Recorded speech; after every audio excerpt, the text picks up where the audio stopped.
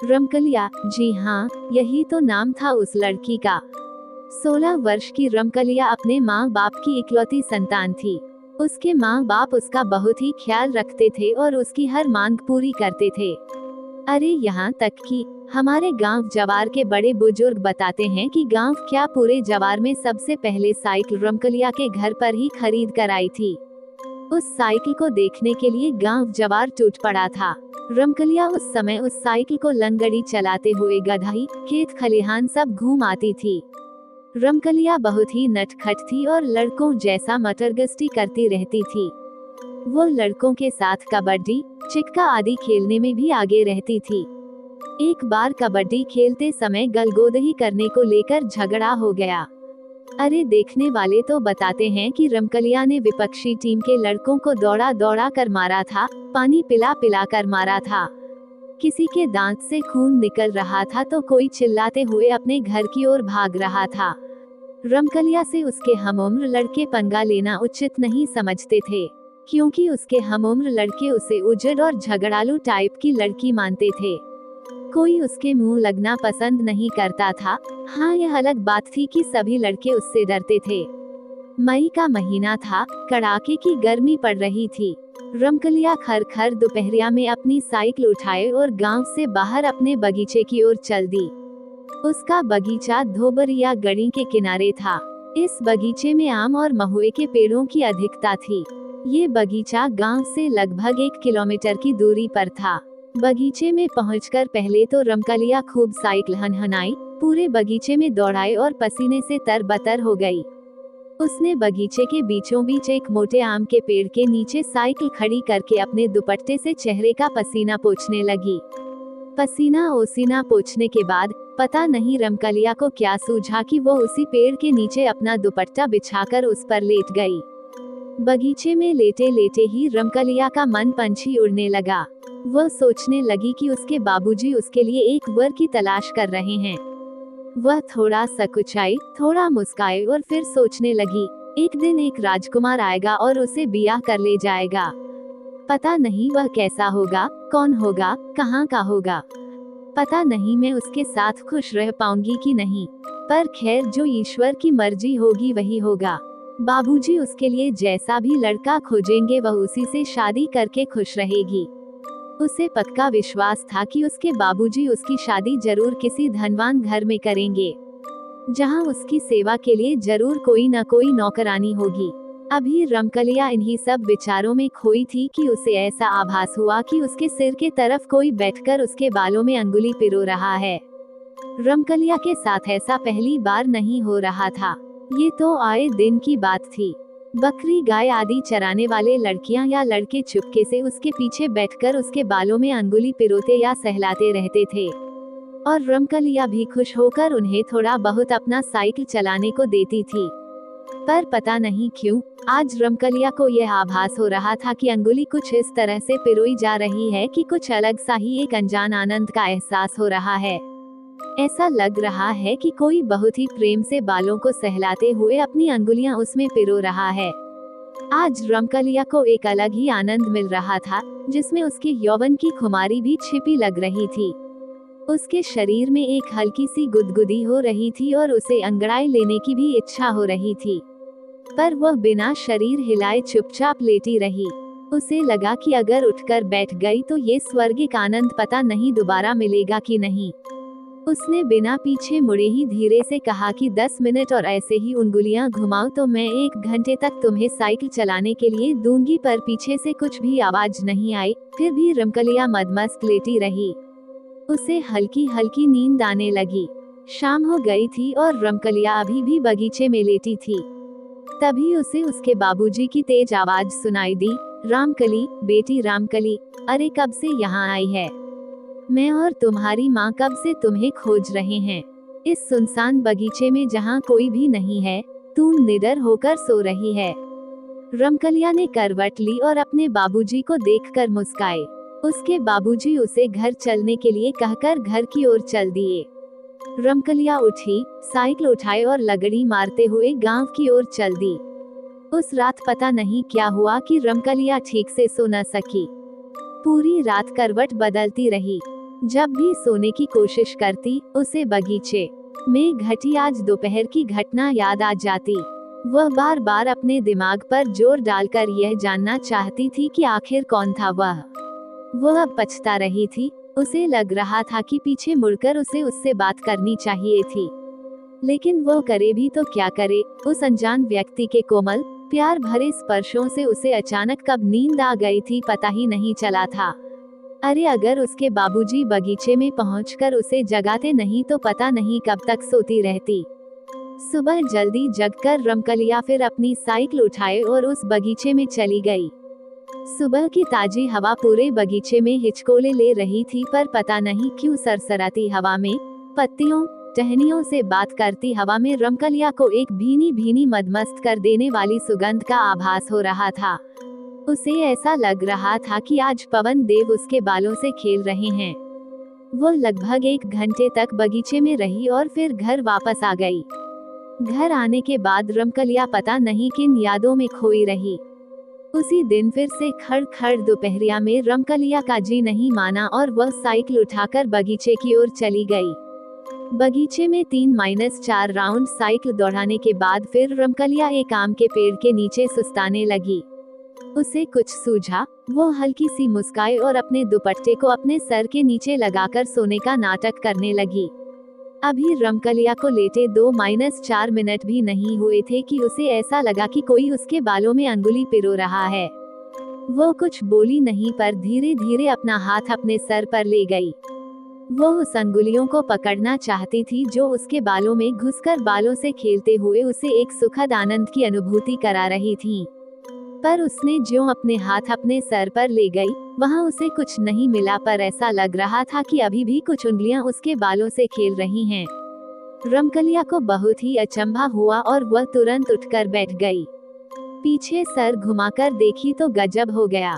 पीछे कोई नहीं था। उसे लगा कि शायद जो था वह इस पेड़ के पीछे छिप गया हो। पर फिर उसके मन में एक बात आई कि जब वह अपना हाथ सर पर ले गई थी तो वहां कुछ नहीं मिला था, फिर भी बालों में अंगुलियों के सुखद स्पर्श कैसे लग रहे थे। खैर वह उठकर खड़ी हो गई और पेड़ के पीछे चली गई, पर वहां भी कोई नहीं।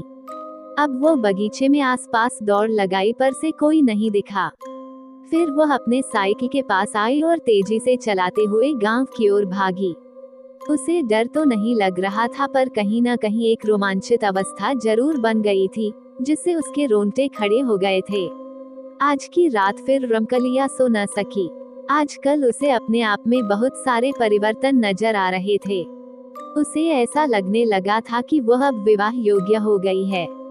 वह बार बार शीशे में अपना चेहरा भी देखती। अब उसमें थोड़ा शर्माने के गुण भी आ गए थे। बिना बात के ही कुछ याद करके उसके चेहरे पर एक हल्की मुस्कान फैल जाती। पता नहीं क्यों उसे लगने लगा था कि उसके बालों से खेलने वाला कोई उसके गांव का नहीं, अपितु कोई दूसरा सुंदर युवा है, जो प्यार से वशीभूत होकर उसके पास खींचा चला आता है और चुपके से उसके बालों से खेलने लगता है। फिर उसके दिमाग में कौंधा की जो भी है वो बहुत शर्मीला और साथ ही फुर्तीला भी, क्योंकि पता नहीं कहाँ छूमंतर हो गया कि दिखा ही नहीं। रमकलिया के दिमाग में बहुत सारी बातें दौड़ रही थीं, पर सब सुखद एहसास से भरी, रोमांचित करने वाली ही थीं। अब तो जब तक रमकलिया अपने बगीचे में जाकर 1-2 घंटे लेट नहीं लेटी तब तक उसका जी ही नहीं भरता। रमकलिया का अब प्रतिदिन बगीचे में जाना और एक अलौकिक प्रेम की ओर कदम बढ़ाना शुरू हुआ। एक ऐसा अनजाना, नासमझ प्रेम जो रमकलिया के हृदय में हिचकोले ले रहा था। वो पूरी तरह से अनजान थी इस प्रेम से, फिर भी हो गई थी इस प्रेम की दीवानी। पहली बार प्रेम के इस अनजाने एहसास ने उसके हृदय को गुदगुदाया था, एक स्वर्गिक आनंद को उसके हृदय में उपजाया था। एक दिन सूर्य डूबने को थे। चरवाहे अपने गाय भैंस बकरियों को हाँकते हुए गांव की ओर चल दिए थे। अंधेरा छाने लगा था। ऐसे समय में रमकलिया को पता नहीं क्या सूझा कि वह अपनी साइकिल उठाए और बगीचे की ओर चली गई। आज उसने बगीचे में पहुंचकर साइकिल को एक जगह खड़ा कर खुद ही पास में खड़ी हो गई। उसे कुछ सूझ नहीं रहा था। उसे पता नहीं क्यों ऐसा लग रहा था कि कोई तो है जो अभी उसे उस बगीचे में बुलाया, और वह भी अपने आप को रोक न सकी और खींचते हुए इस बगीचे की ओर चली आई। 2-4 मिनट खड़ा रहने के बाद रमकलिया थोड़ा तंग गई, अपने सुकोमल हृदय को कठोर बनाकर बुदबुदाई, अगर यह कोई इंसान न होकर भूत निकला तो। खैर जो भी हो, मुझे पता नहीं क्यों इस रहस्यमय जीव से मुझे प्रेम हो गया है। भूत हो या कोई दैवी आत्मा, अब तो मैं इससे मिलकर ही रहूंगी। इंसान इंसान को अपना बनाता है, मैं अब इस दैवी आत्मा को अपना हमसफर बनाऊंगी। देखती हूँ इस अनजाने अनसमझे प्यार का परिणाम क्या होता है। अगर वह इंसान नहीं तो कौन है और किस दुनिया का रहने वाला है, कैसी है उसकी दुनिया। ये सब सोचती हुई रमकलिया अपने साइकिल का हैंडल पकड़ी और उसे डुगराते हुए बगीचे से बाहर आने लगी। अब बगीचे में पूरा अंधेरा पसर गया था और साथ ही सन्नाटा भी। हाँ, रह रहकर कभी कभी गांव की ओर से कोई आवाज उठाती थी। ऐसे समय में रमकलिया को पता नहीं क्या सूझा कि वह अपनी साइकिल उठाए और बगीचे की ओर चली गई। आज उसने बगीचे में पहुंचकर साइकिल को एक जगह खड़ा कर खुद ही पास में खड़ी हो गई। उसे कुछ सूझ नहीं रहा था। उसे पता नहीं क्यों ऐसा लग रहा था कि कोई तो है जो अभी उसे उस बगीचे में बुलाया, और वह भी अपने आप को रोक न सकी और खींचते हुए इस बगीचे की ओर चली आई। 2-4 मिनट खड़ा रहने के बाद रमकलिया थोड़ा तंग गई, अपने सुकोमल हृदय को कठोर बनाकर बुदबुदाई, अगर यह कोई इंसान ना होकर भूत निकला तो। खैर जो भी हो, मुझे पता नहीं क्यों इस रहस्यमय जीव से मुझे प्रेम हो गया है। भूत हो या कोई दैवी आत्मा, अब तो मैं इससे मिलकर ही रहूंगी। इंसान इंसान को अपना बनाता है, मैं अब इस दैवी आत्मा को अपना हमसफर बनाऊंगी। देखती हूँ इस अनजाने अनसमझे प्यार का परिणाम क्या होता है। अगर वह इंसान नहीं तो कौन है और किस दुनिया का रहने वाला है, कैसी है उसकी दुनिया। ये सब सोचती हुई रमकलिया अपने साइकिल का हैंडल पकड़ी और उसे डुगराते हुए बगीचे से बाहर आने लगी। अब बगीचे में पूरा अंधेरा पसर गया था और साथ ही सन्नाटा भी। हाँ, रह रहकर कभी कभी गांव की ओर से कोई आवाज उठाती थी। रात को रमकलिया अपने कमरे में बिस्तरे पर करवटें बदल रही थी। नींद उसकी आंखों से कोसों दूर थी। एक अजीब सिहरन, गुदगुदी का एहसास हो रहा था उसको। उसे कभी हंसना तो कभी रोना आ रहा था। तभी अचानक उस कमरे के जंगले से एक बहुत ही तेज, डरावनी सरसराती हवा अचानक कमरे में प्रवेश की। बिना बहती हवा के अचानक कमरे में बैठी इस डरावनी हवा से रमकलिया थोड़ी सहम गई और फटाक से उठकर बैठ गई। उसकी सांसें काफी तेज हो गई थीं।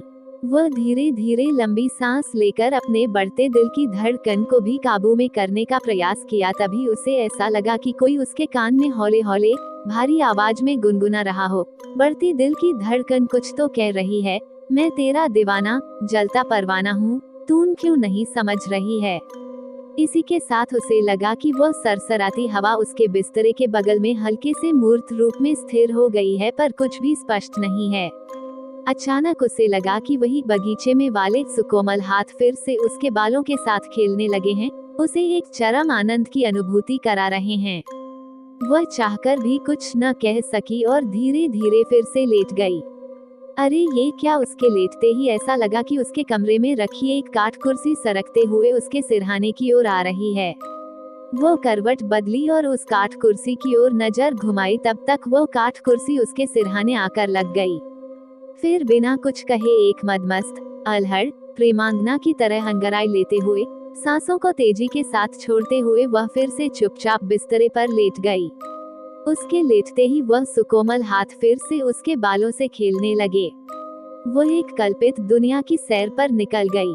ये कल्पित दुनिया अलौकिक थी।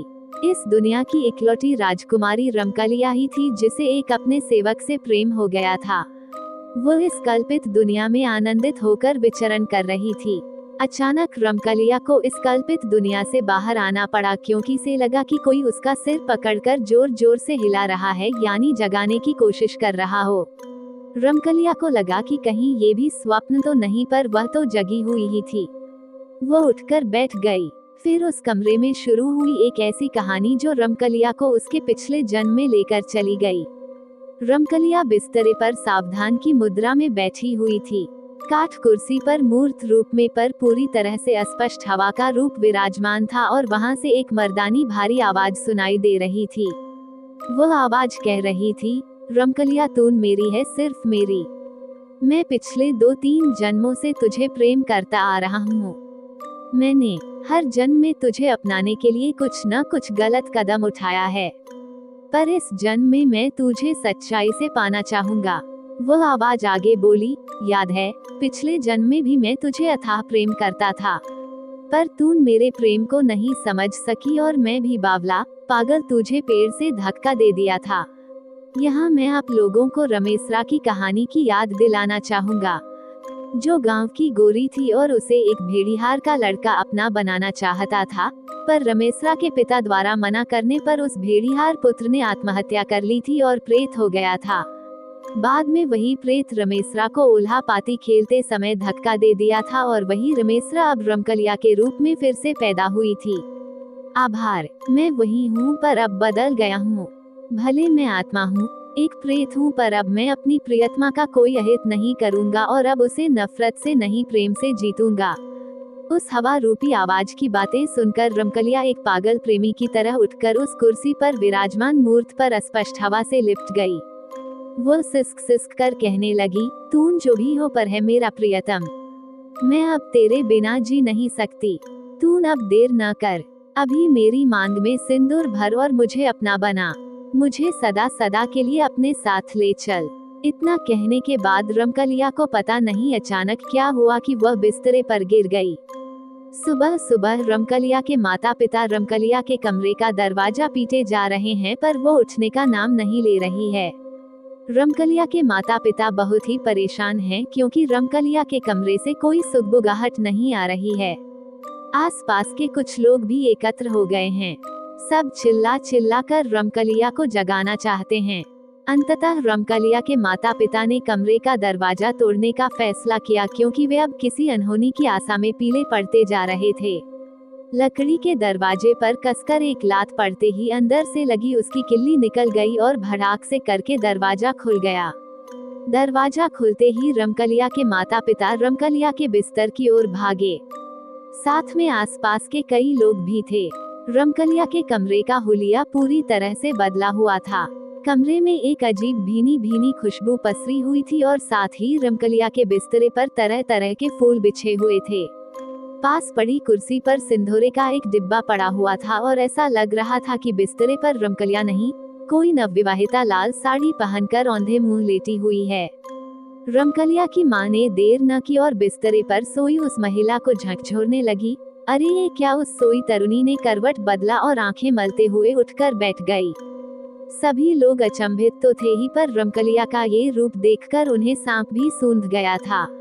दरअसल वह रमकलिया ही थी, पर वह एक नवविवाहिता की तरह सजरी संवरी हुई थी। उसके हाथों में लाल लाल चूड़ियां थीं तो पैर में महावर लगा हुआ था। पता नहीं कहां से उसके पैर में नए छागल भी आ गए थे। सर पर सोने का मंगटिक का शोभा पा रहा था और उस मंगटिक के नीचे सिंदूर की हल्की आभा बिखरी हुई थी। सभी लोग हैरान परेशान। अरे रात को ही तो रमकलिया अपने कमरे में आई थी। रात को उसके कमरे में कोई सुगबुगाहट भी नहीं हुई, दरवाजा भी नहीं खुला, तो इतना सारा सामान कहां से आ गया था उसके कमरे में? उसे एक नवदुल्हन की तरह कौन सजा गया था? क्योंकि उसको जिस तरह से सजाया गया था उससे ऐला लग रहा था कि कोई 8-10 महिलाओं ने 2-4 घंटे मेहनत करके उसे सजाया है। रमकलिया के माता पिता परेशान थे कि उनके घर में इतना कुछ हो गया और उनके कान पर जू तक नहीं। रमकलिया बिस्तरे से उठी। उसके चेहरे पर हल्की सी मुस्कान थी। वो अपने कमरे में स्तब्ध खड़े लोगों, विशेषकर अपने पिता और माता की ओर देखने लगी। वह धीरे धीरे चलकर अपने माता के पास गई और उनके गले लग गई। उसने कहा कि माँ, मैं अब विवाहिता हूँ। इसके बाद भी उसकी माँ कुछ बोल न सकी। सभी लोग आश्चर्य में डूबे। धीरे धीरे यह बात गांव क्या पूरे जवार और जिले में फैल गई। लोग रमकलिया के गांव की तरफ आते और सच्चाई जानने की कोशिश करते, पर गांव के लोगों की सुनी बातों पर अविश्वास से सिर हिलाते चले जाते। जी हाँ, उस रात उस प्रेत ने रमकलिया से विवाह करके उसे सदा के लिए अपना बना लिया था। यदि ये कहानी आपको पसंद आई हो तो अपने दोस्तों और अन्य लोगों के साथ शेयर जरूर करिएगा।